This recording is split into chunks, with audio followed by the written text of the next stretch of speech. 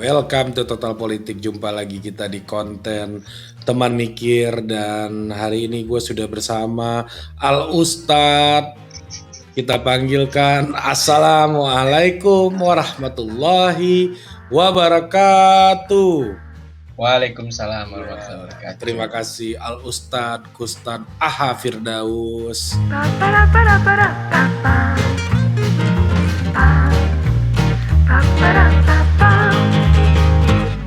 Enggak, Kustan aja. Nggak pakai LC ya belakangnya? Nggak usah, nggak ada LC. Nggak ada. Nggak ada LC. Berat itu, bahaya itu. Konsekuensinya berat itu. Iya, dia mungkin untuk ilmu saya yakin Anda bisa. Enggak, jauh. Untuk ilmu mungkin Anda bisa kejar. Untuk akhlak dan moral ini itu yang susah, Ri. Itu yang susah. Tadi barusan nonton video Profesor Quraisy, akhlak itu harus dimulai dari kebiasaan. Takalluk, kata beliau. Oh iya benar juga. Nah itu yang susah tuh, membiasakan itu tuh. Ya, membiasakan kan. Ya, kita ini susah lah ini soal akhlak ini. Berat, ada orang yang udah terbiasa, ada orang yang nggak terbiasa gitu kan. Jadi ada orang yang menganggap orang ini punya akhlak, tapi ada orang lain yang menganggap orang ini yang nggak punya akhlak gitu. Nah, begitupun juga di dalam ilmu pengetahuan dan filsafat, khususnya di bidang Akhi Kustan ini kan. Di dalam filsafat itu juga di Indonesia atau di luar negeri gue nggak tahu ya, tapi di Indonesia paling enggak gitu. Ada yang bilang itu filsafat, ini enggak filsafat. Ini filsafat, itu bukan. Oh itu sejarah itu politik, ini bukan filsafat gitu. Jadi di kalangan para filosof gitu di Indonesia itu ungkapan kayak begitu tuh begitu familiar gitu ya. Yang ini bukan filsafat nih gitu. Itu filsafat gitu. Nah ini apa tuh yang menjadi latar belakang gitu ya, menjadi background untuk kita semua untuk memahami apa itu yang disebut dengan filsafat dan tidak filsafat, terutama dalam konteks Indonesia ya terutama ya. Nah jangan-jangan teman-teman ngomong apa gitu asik nonton Rocky Gerung, niru-niru gaya Rocky Gerung kan, bagi komunitas filsafat itu bukan filsafat gitu. Bahkan untuk menolak Rocky Gerung pun beberapa komunitas filsafat membuat apa tuh seminar gitu kan, kematian akal sehat atau apalah nama seminar itu untuk mengatakan bahwa Rocky Gerung tidak filsafat, tidak filosofis gitu. Nah silakan Akhi Kustan Firdaus, saya persilahkan waktu dan tempat. Terima kasih Akhi Ari dan selamat pagi, siang, dan malam untuk Mas Topo warga sadar.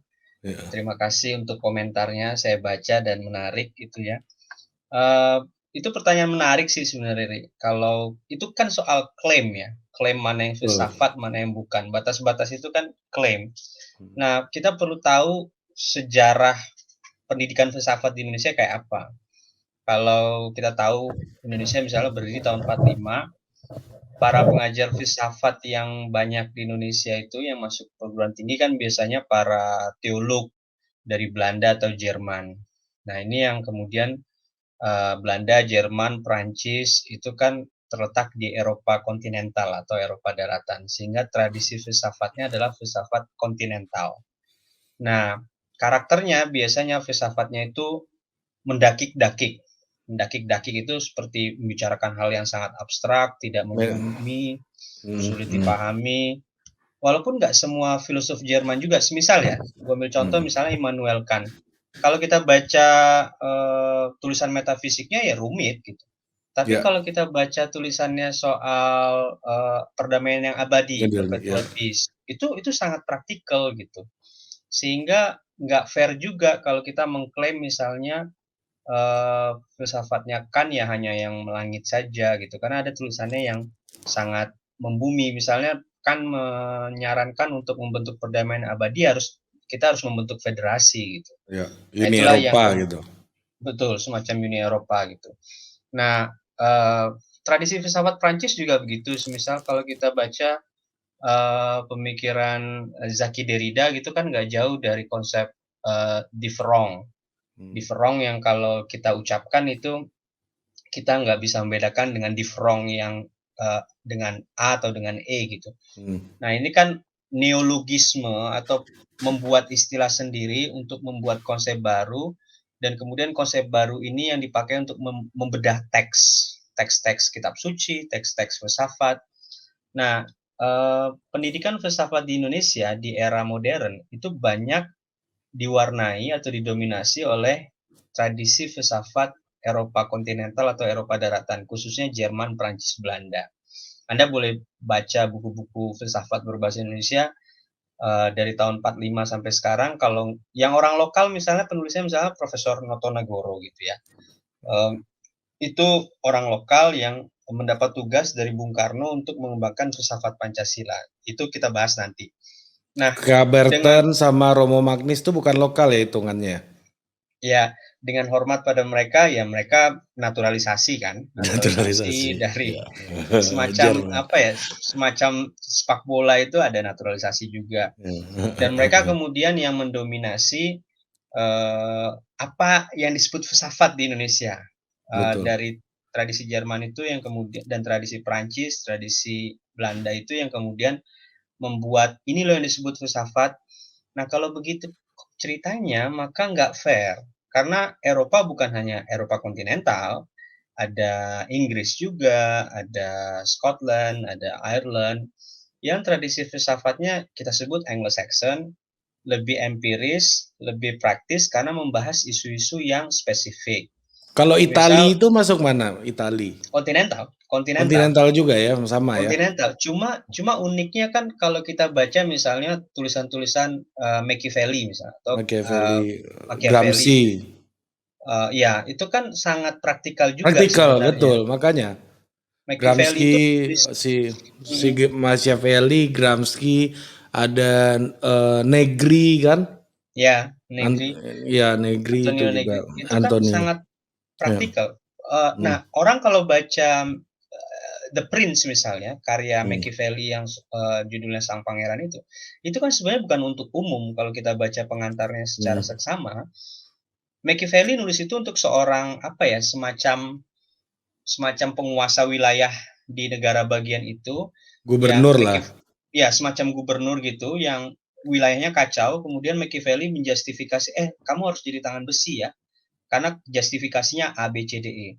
Itu sangat praktikal sebenarnya gitu. Jadi nggak semua dan sekarang kalau Anda belajar filsafat di Jerman, bahkan orang Jerman pun gue ketemu waktu di Melbourne itu orang-orang Jerman yang masih muda, yang lebih muda daripada gue, itu akhirnya belajar filsafat praktis, applied philosophy atau etik secara spesifik ya. Tapi sebaliknya ketika Profesor Peter Singer ke Jerman, itu ditolak habis-habisan sama salah satu kampus di Jerman hanya karena Profesor Peter Singer juga dituduh merendahkan status filsafat. Memprofankan gitu ya. Memprofankan filsafat karena dia yang mengintroduksi kemiskinan atau mengintegrasikan kemiskinan sebagai tema filsafat lewat artikelnya di Foreign Affairs edisi pertama itu. Famine, Affluence, and apa gitu, filosofi atau apa. Lalu membawa tema binatang ke dalam tema filsafat. Animal liberation. Animal liberations, animal ethics. Padahal itu udah biasa aja dari zamannya John Stuart Mill udah jadi tema filsafat. John Stuart Mill mengajukan pertanyaan kan, pertanyaannya bukan apakah binatang bisa berpikir, tapi apakah binatang itu bisa menderita atau enggak gitu. Nah itu cara John Stuart Mill membawa binatang itu menjadi bagian dari diskusi filsafat khususnya etika gitu. Jadi kita tidak bisa kemudian membatasi yang disebut filsafat itu hanya filsafat Jerman, Prancis atau Belanda hanya karena guru-guru kita ngajarinnya begitu gitu. Jadi kalau guru kencing berdiri ya murid harusnya kencing berlari gitu.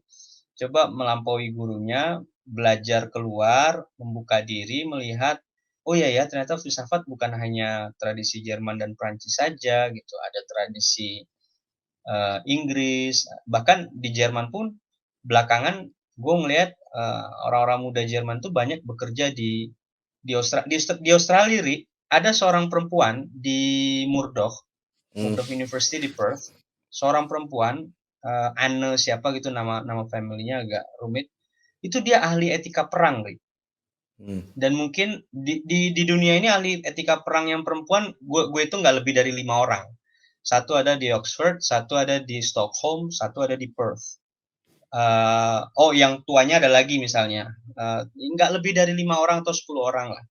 Nah, ini kan menunjukkan bahwa orang Jerman sendiri sebenarnya sudah melirik filsafat praktikal, filsafat praktis, karena jelas lebih bermanfaat. Kemudian untuk project research-nya juga mudah dicari karena banyak pemerintah yang butuh justifikasi untuk misalnya invasi satu negara lain, misalnya.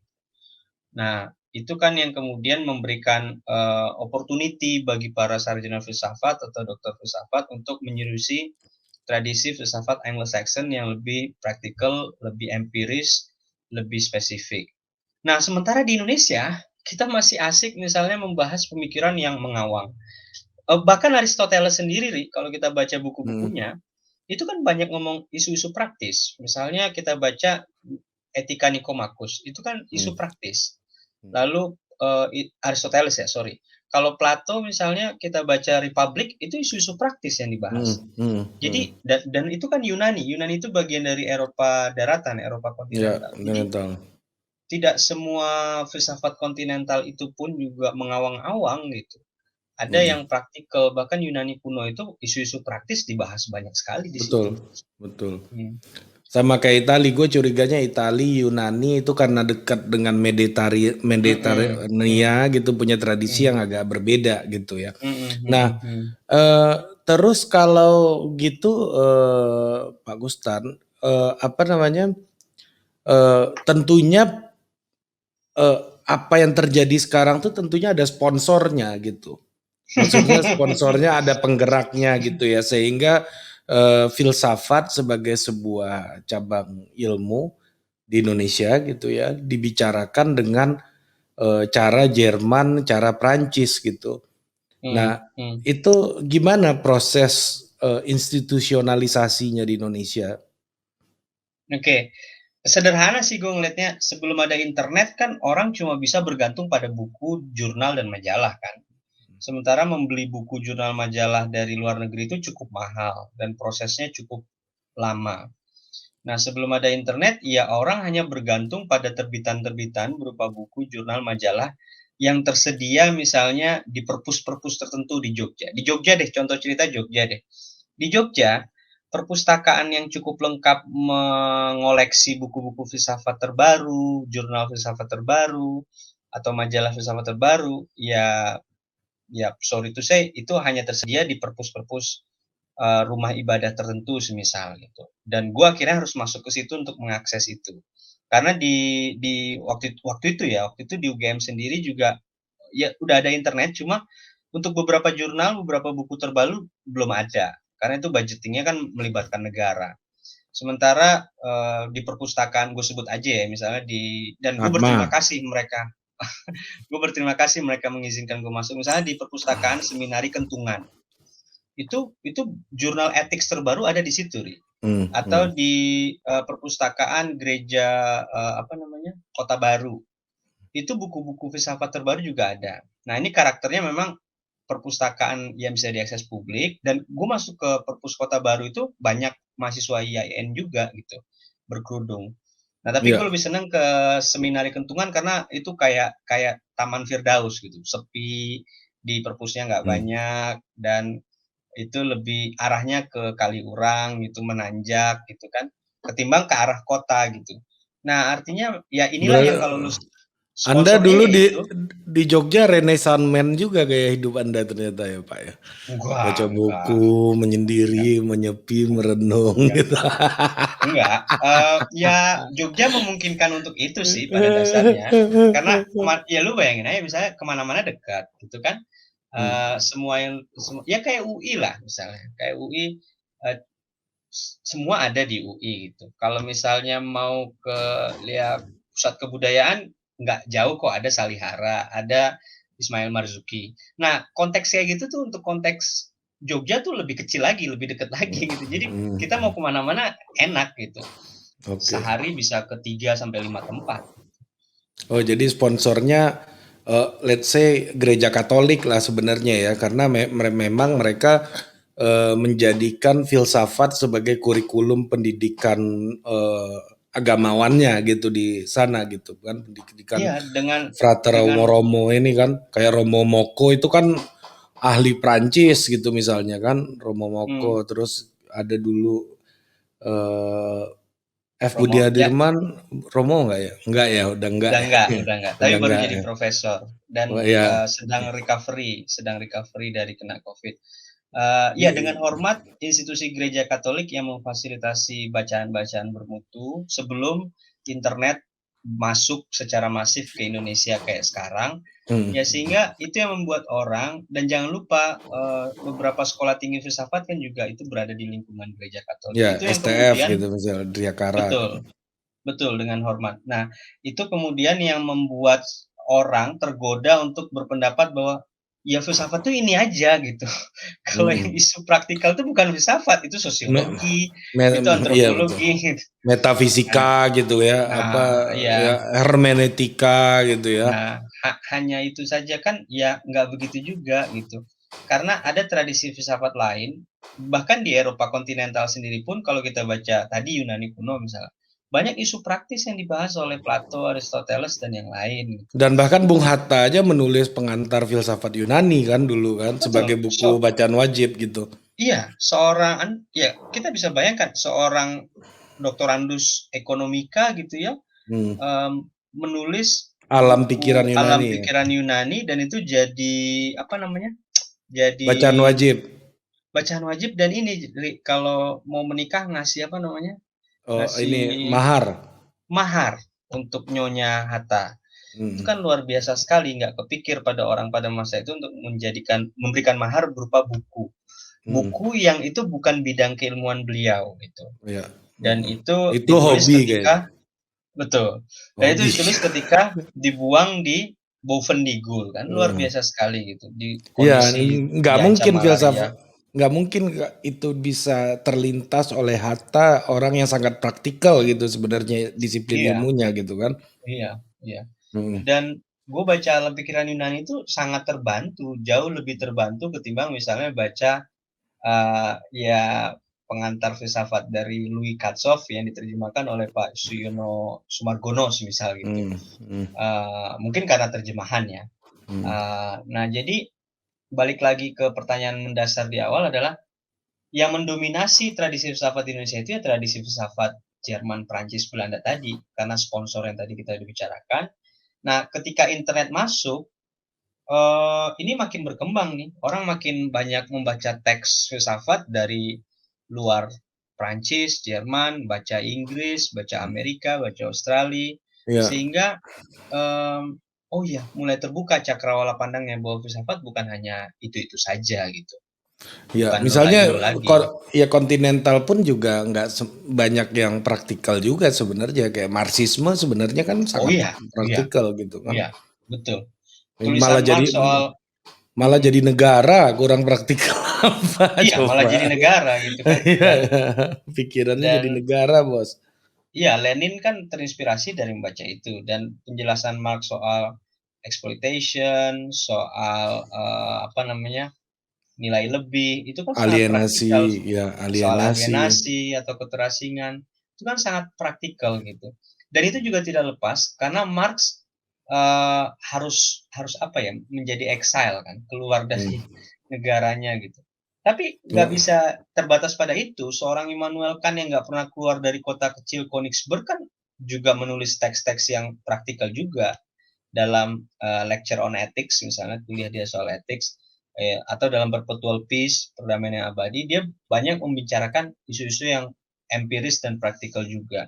Jadi mari kita lebih fair, lebih jujur, jangan jangan cupet, jangan sempit, jangan picik mengklaim, ya itu bukan filsafat, itu antropologi.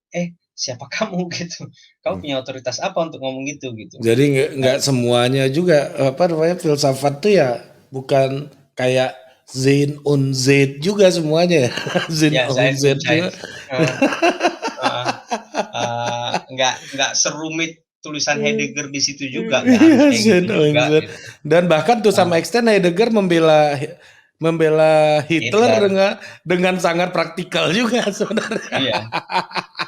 Sein und Zeit itu kan sangat sulit ya kita pahami Iya, ya. betul. Pertama mungkin kita bacanya Artinya dalam apa? bahasa Artinya Inggris. apa? Coba dikasih tahu dulu. Being and time kalau dalam bahasa Iya, Inggris ya. kalau dalam bahasa Indonesia ada dan waktu. Ada Ya, dan apa waktu itu? gitu. Apa itu? Coba lu pikirin lah Iya. itu. Heeh. Jadi Menyingkap ada, katanya. heeh. Menyingkap ada. Gitu. Lain halnya misalnya dengan fenomenologinya Edmund Husserl. Ya, Itu jelas sangat menginspirasi metodologi penelitian kualitatif. ya Terutama betul. soal misalnya reduksi data. Itu banyak kalau kita telusuri tradisi reduksi data dalam jadi reduksi data itu kita wawancara orang, kita buat transkripnya, lalu kita tandain keywordnya yang mana, itu Ya. reduksi data. Sederhananya begitulah. Itu sudah berhutang pada tulisan-tulisan Edmund Husserl soal fenomenologi gitu. Nah, itu masih ada manfaatnya, Ri. Ya, Tapi ya, kalau ya. yang Sein und Zeit gitu, being and time, lu mau pakai buat apa sih gitu? Itu lu seyakin itu bilang itu nggak ada manfaatnya, Bang? Pak. Iya ada manfaatnya, nambah sakit kepala sih gitu, Iya, paling nggak olahraga manfaatnya. olahraga otak. Otak atau mengingat kosakata dalam bahasa Jerman bisa juga gitu. Paling nggak Iya, itulah iya. minimalnya Iya. itu manfaatnya. Iya, bahkan Tapi iya, iya, iya, betul, betul, betul, betul, betul. Kalau kata bahasa temen gua, cita-cita gua, Ri, gua balik ke Jerman lagi. Dia pernah kecil di Jerman dan pernah S2 di Jerman juga. Dia bilang gini, cita-cita gua mau nyelesain baca Nietzsche dalam bahasa Jerman katanya. oh, kalau kalau Nietzsche, kalau Iya, kita baca lebih praktikal. Zarathustra, lebih praktikal dan itu kan masih Iya, ada nuansa sastranya gitu ya. betul, betul. Masih ada manfaat untuk mengisi jiwa-jiwa yang kosong atau Ya, jiwa-jiwa yang punya potensi gila ya, atau jiwa-jiwa yang suka keluar dari satu uh, red district ke red district yang lain selayaknya penulisnya itu atau yang senang dengan Zoroaster, senang dengan Zarathustra dan seterusnya. Masih masih terasa manfaatnya untuk kejiwaan kita yang membacanya gitu. Tapi kalau kalau ya dengan hormat ya, misalnya Sein und Zeit itu mau mengatasi masalah sosial yang mana gitu. Being and Time itu mau mengatasi masalah sosial yang mana gitu. ya, ya. Gue masih kesulitan sih, masih kesulitan menempatkan ini nih konteksnya apa gitu. Ini tuh manfaatnya apa gitu, manfaat praktisnya apa gitu. Oke lah manfaat teoritis, tapi kan kalau cari manfaat teoritis dari teori yang lain juga ada gitu. Nggak harus dari situ aja gitu. Kurang lebih begitu. Nah, Bahkan gue lihat filsafat Islam aja kajiannya di Indonesia sangat terpengaruh dengan hal-hal yang kayak gitu. Yang apa namanya, yang mengawang, yang ya pendekatan-pendekatan yang seperti Zain und Zaid itu yang kita bahas tadi gitu. barangkali itu karena ini, Ri, kalau kita telusuri misalnya kalau filsafat Islam kontemporer yang misalnya banyak berkembang oleh orang-orang di Iran semisal. Iran kan sedikit banyak pengaruh Perancisnya sangat kuat gitu. Lo boleh cek misalnya video-video lawas atau video-video sekarang kan mobil-mobil Prancis itu berseliweran di Tehran atau di kota-kota lain. Nah, mungkin pengaruh filsafat Prancis itu yang membuat pengembangan filsafat Islam kontemporer itu jadi cukup mengawang gitu ya.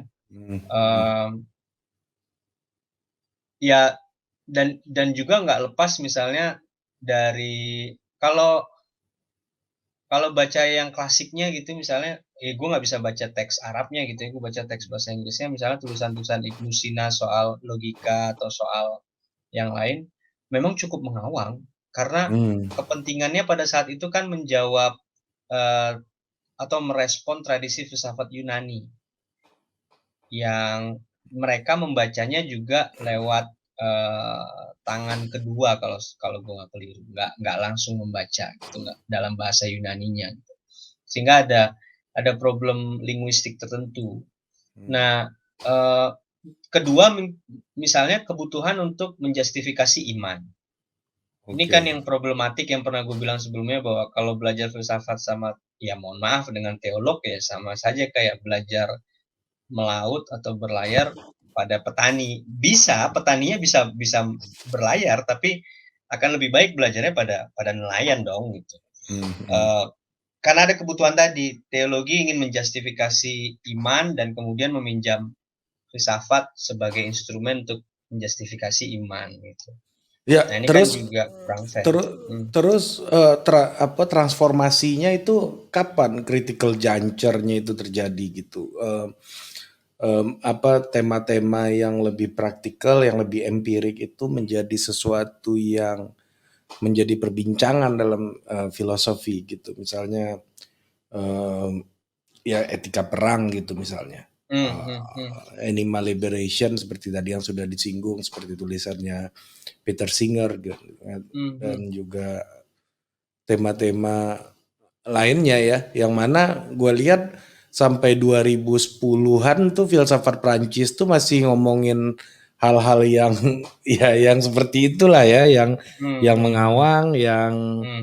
yang masih apa ya, gue bilang masih sangat rumit, tidak praktikal, sangat eh, apa analitik kali ya, atau apa itu istilahnya ya, lebih dalam filsafat Kalau ya itu. analitik ke Anglo-Saxon-nya sih, mungkin Ya, lebih bukan. complicated ya. Iya lebih complicated gitu kan. Gua Hmm, sempat baca teksnya Alang Badiou gitu, gua tinggalin tuh banyak bagian matematikanya tuh apaan sih nih hmm, gitu. hmm, hmm, hmm, hmm, Gua hmm, hmm, makin bingung gua baca filsafat hmm, jadinya hmm. kan.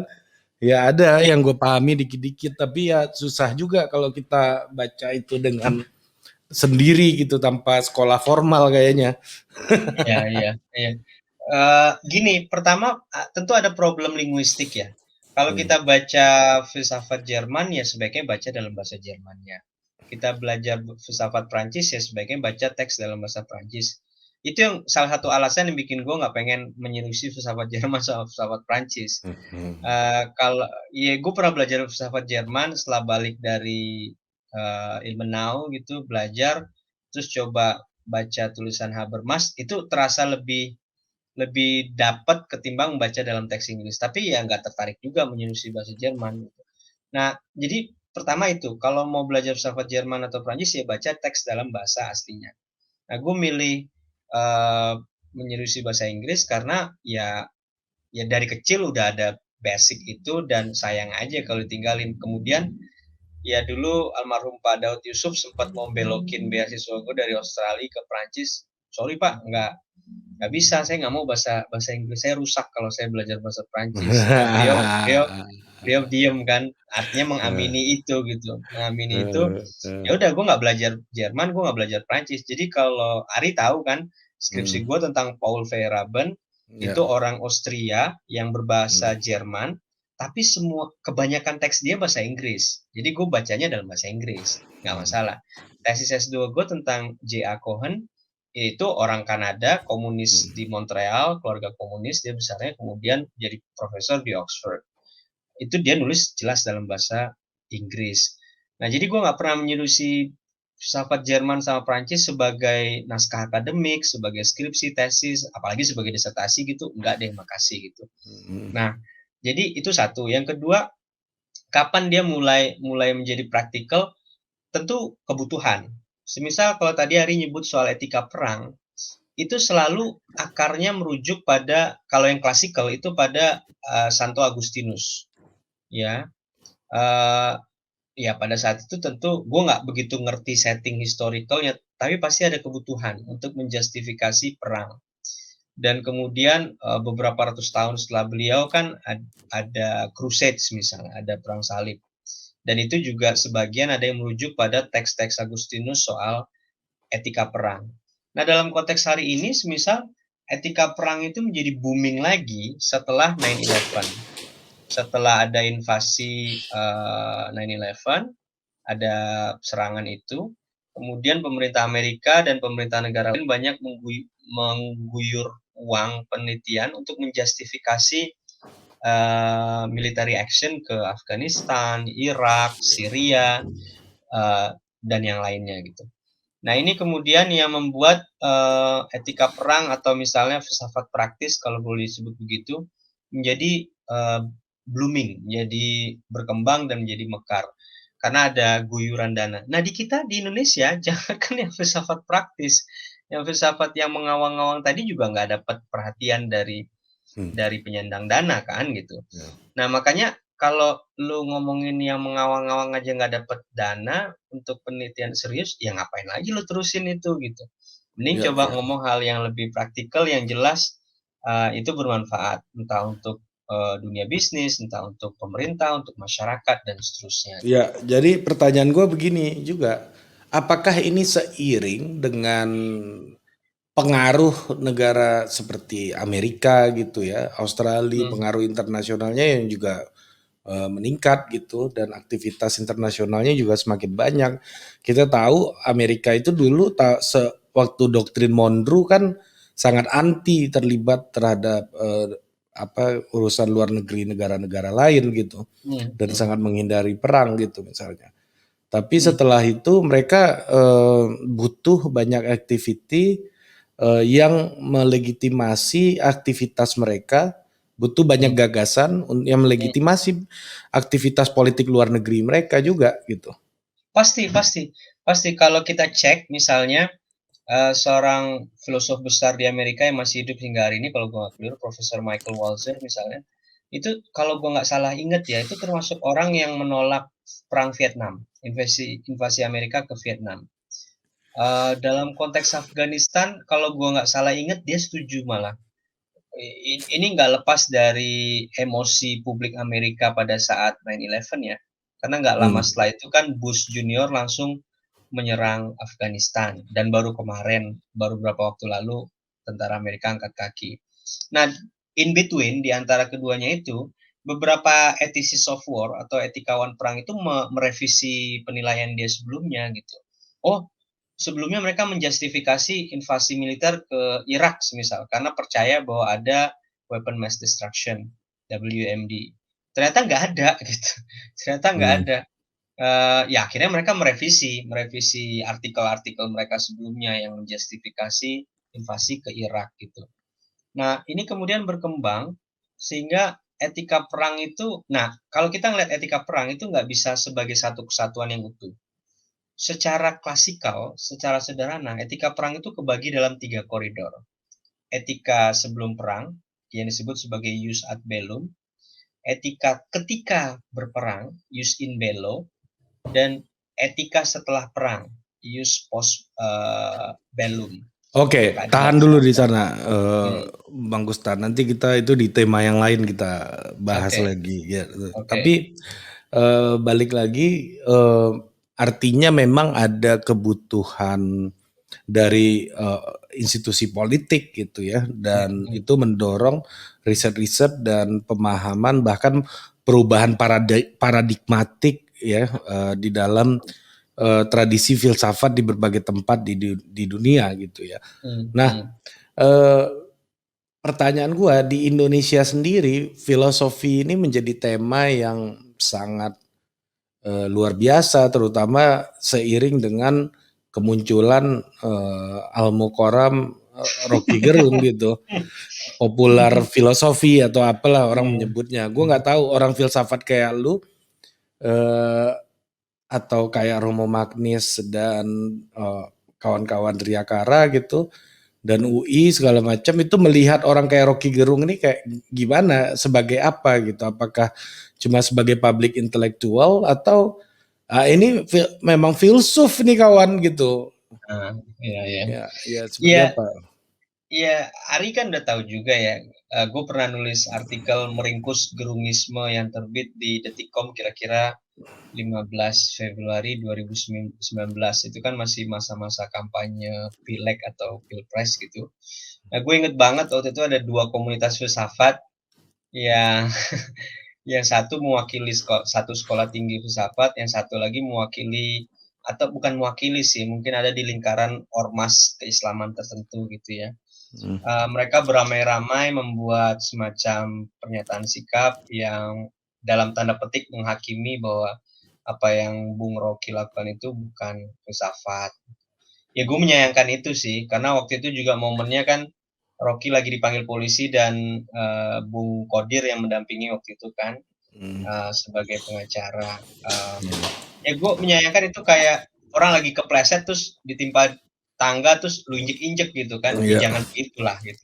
Buat Ya, dan bisa padahal Bung Kodir ini pendukung setia pemerintah ya. Dia jadi sekarang pengacaranya. sekarang Enggak, sekarang. sejak saat Oh itu sejak juga. saat itu?